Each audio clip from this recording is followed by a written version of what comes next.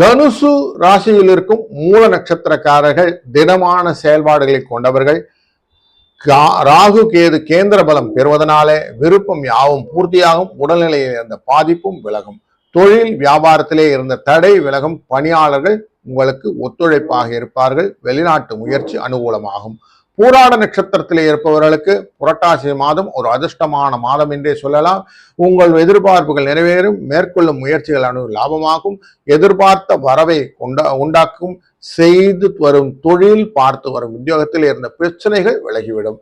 உத்திராடம் நட்சத்திரம் 1ஆம் பாதத்தில் இருந்தவர்களுக்கு தெளிந்த ஞானம் கிடைக்கும். புரட்டாசி மாதத்தும் யோகமான மாதமாகவே புரிந்து நட்சத்திரநாதன் கேந்திரமாக பலத்துடன் அமைவதாலும் நெருக்கடி விலகுவதாலும் உங்கள் திட்டமெல்லாம் வெற்றி மகிழ்ச்சியான ஒரு மாதமாக, முயற்சிகள் வெற்றி பலிக்கும் மாதமாக அமையும் என்பதிலே சந்தேகமில்லை.